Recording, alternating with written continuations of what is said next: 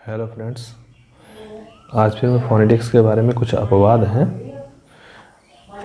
जो मैं अब बताने जा रहा हूँ, डिस्कस करने जा रहा हूँ आपके साथ। और बड़ा ध्यान से पढ़िए इसको। अंग्रेजी में ये वर्ड्स नहीं बनते, हिंदी में कुछ शब्द बनते हैं, लेकिन आप लोगों को ये लगता है कि ये फोनेटिक्स का भाग है। ये नहीं है ऐसा।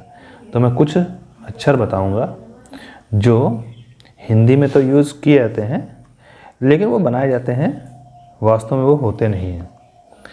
तो सबसे पहले हम जानते हैं कि जो मैं बताने जा रहा हूँ वो क्या है, कि the sounds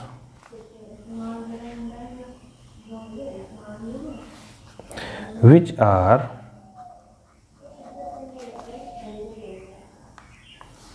used and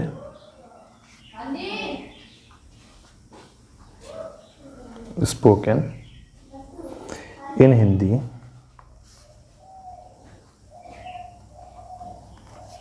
but there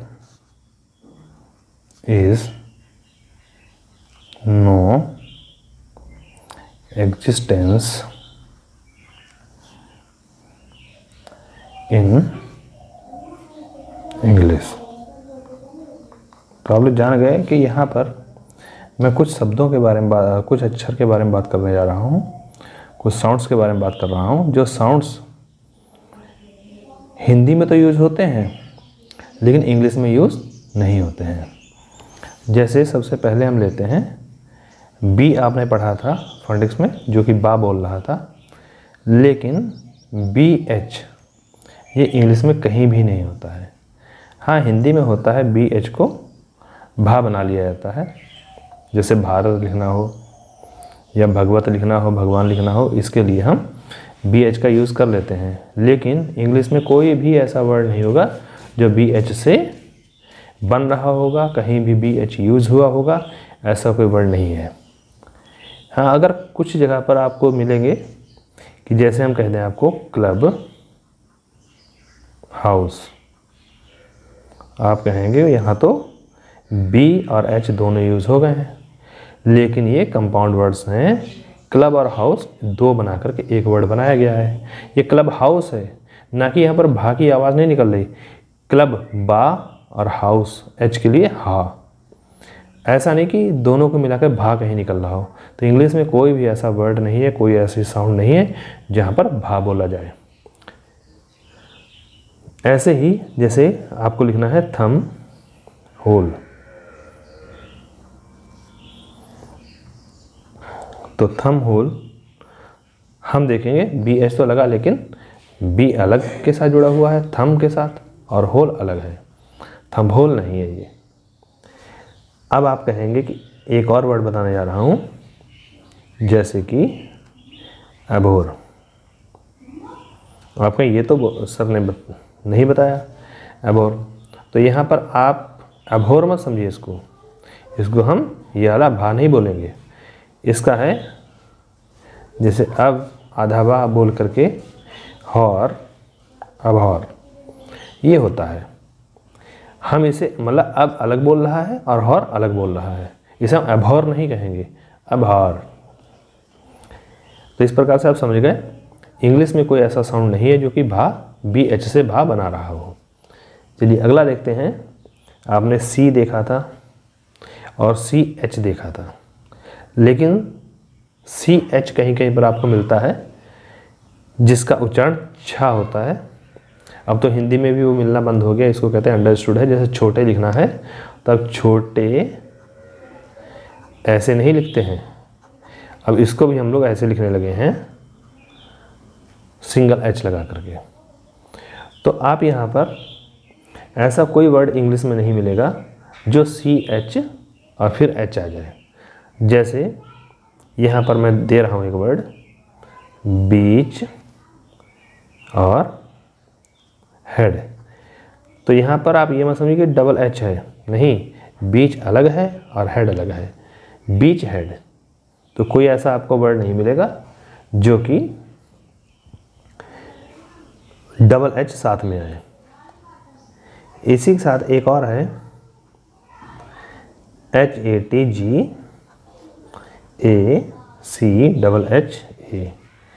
ये जो है ये किसी गांव का नाम है जो इंडिया में पड़ता है, तो इसलिए छा की आवाज़ निकाली गई है, इसे HA लगा है।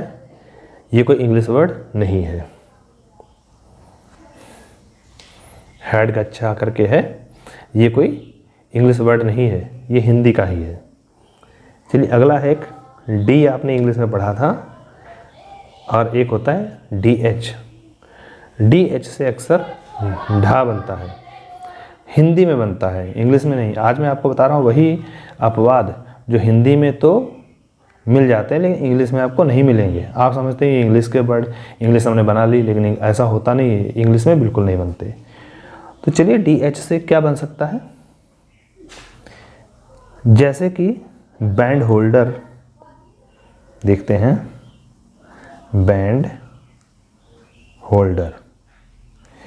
अब ढा नहीं बोल रहा, बैंड अलग है, होल्डर अलग है। तो याद रखिए इंग्लिश में कोई ऐसा वर्ड नहीं है जो कि बैंड DH एक साथ में आकर के उसका उच्चारण ढा बना सके। तो क्या आपको वीडियो अच्छी लग रही है? चलिए अगला एक और देखते हैं। ये तो आपने शायद इंग्लिश में हमने पिछली वीडियो में बताया था, GH लगता है अक्सर, जैसे प्लो है, प्लो में खाली ओ की आवाज़ निकल जाती है। यह लाफ है, ये यहाँ पर फा की आवाज़ निकलती है, यहाँ पर प्लो खाली ओ की आवाज़ निकल रही है, कोई आवाज़ नहीं है। GH है, GH को घा इंग्लिश में कहीं पर भी यूज़ नहीं होता, हिंदी में होता है। जैसे घर लिखना है तो घर लिख देंगे GH करके। अगला है जे, आपने पढ़ा था जे, जी की आवाज़ निकल रहा है, जा की आवाज़ निकल रहा है, लेकिन JH इंग्लिश में नहीं है, हिंदी में है। आप ये समझिए आज मैं कोई भी ऐसा वर्ड नहीं साउंड नहीं बता रहा जो इंग्लिश में यूज हो रहा है। आप लोग समझते होंगे इंग्लिश में वर्ड साउंड निकल रहे हैं। कभी आपने अंग्रेजों को बोलते हुए सुना आपने? भा कहीं नहीं सुना होगा आपने, झा कहीं नहीं सुना होगा, हैं? तभी तो वो लोग जो हिंदी बोलते हैं, तो हिंदी बोलते समय उन लोगों से भा की आवाज़ नहीं निकलती है। वो भारत नहीं कहेंगे, वो भारत कहेंगे। वो झा से झंडा नहीं कहेंगे, झंडा कहेंगे। तो उन लोगों से बोला ही नहीं जाता, क्योंकि वो साउंड उनके पास नहीं है, उनकी अल्फ़ाबेट्स में ही वो साउंड नहीं ऐड की गई है। तो जैसे झा, तो झा को इंग्लिश में कुछ नहीं है, हिंदी में वर्ड्स हैं, जैसे झील है, झुग्गी है। तो ये हिंदी में तो ये हिंदी वर्ड्स हैं, ना कि इंग्लिश। बाकी आपको इंग्लिश में कहीं पर भी ये वर्ड्स नहीं मिलेंगे।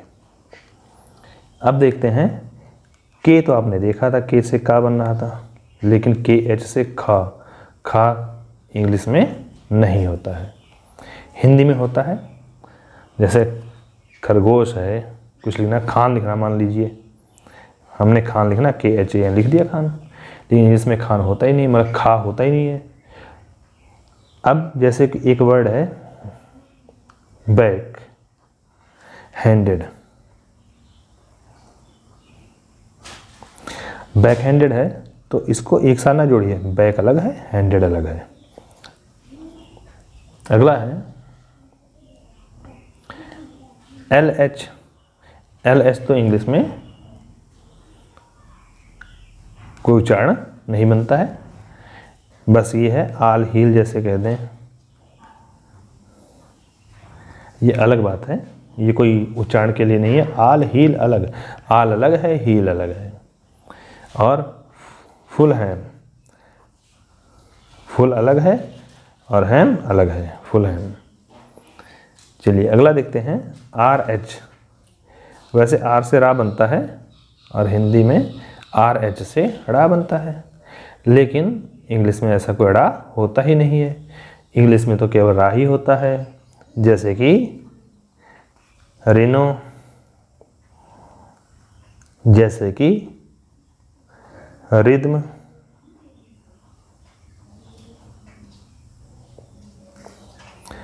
या राइम। हम लोग राइनो रिद्म, राइम। इस प्रकार से हम लोग मिलते हैं। हमें रा का उच्चारण, रा कहीं आर एच का उच्चारण कहीं नहीं मिलता है, खाली आर का ही उच्चारण मिलता है। अब एक और है एक्स और एच,